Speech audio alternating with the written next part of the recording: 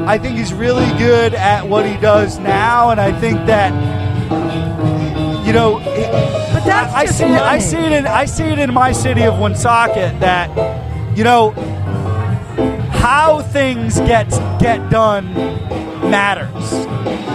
You know, if it's done underhandedly, it doesn't count almost. Well, we're having a rally at the State House this Thursday, April 30th at 3 o'clock. And we're asking anybody that's concerned about these kinds of issues to show up and bring a sign. And we'd like the signs to say, rape is a crime, compassion is not a crime. Bribery is a crime, compassion is not a crime. Racketeering is not a crime, compassion is not. Racketeering is a crime, compassion is not a crime. Thank you. Right. Make a list of all the things that our legislators have been accused of, convicted of, driving under the influence. Well, you know what? I don't think possession of a substance is a crime. So I'm not going to say that. There's multiple alleged domestic violence. Right, domestic. That's right. Sitting in both houses. Yeah. And I think that we need to get as many people as who care about this to come on Thursday, April 30th at 3, bring a sign, and hopefully we can clog up the hallways of the State House and remind our legislators that they're supposed to work for us. And they're supposed to pass laws for our benefit, not for their own, not for their buddies to get rich, for the people of Rhode Island. That's who they work for, and that's who they answer to.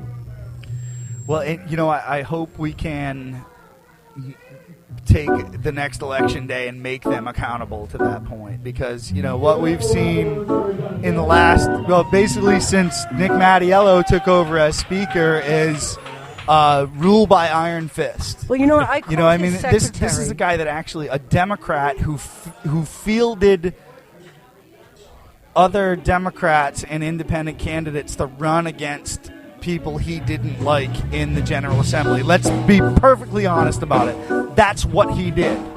You know, when he said, I look forward to working with all of you in this session, that was because he got rid of all of the people that he wasn't looking forward to working with. Yeah, but you know what? When I called his secretary and I was concerned about that bill H6091, his secretary told me she's afraid working in a building with an accused rapist, and she feels like that's a hostile work environment. Wow. Well, the live music is kicked up, which I guess means that we should call it a night. This marathon broadcast is coming to an end. Remember, this is just trading. So I'm going to say goodbye now, because I can't even hear myself think. But I'd love to do this again in a more quiet environment. Let's say thanks to Ann Armstrong, everyone, former gubernatorial candidate, cannabis lover, promoter. She's going to take it to the next level here in the state. So God bless.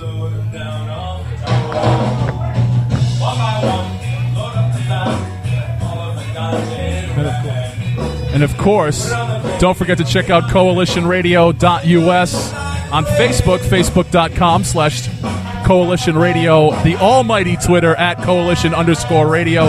Go to Rhode-IslandFreeRadio.org. We're all on Twitter. You can stalk us all out on Twitter and Facebook and on all the social media sites. And of course, we're going to talk a little bit more about this. I hope you can all consider coming out on Monday and join us down at the Commerce Commission. It might just be the three of us yelling at an empty building, and we're willing to make that sacrifice. A protest of one if it's necessary. I'll bring a bag of burgers from White Castle. What is the HCI like? How's the menu there? Thank you all for tuning in.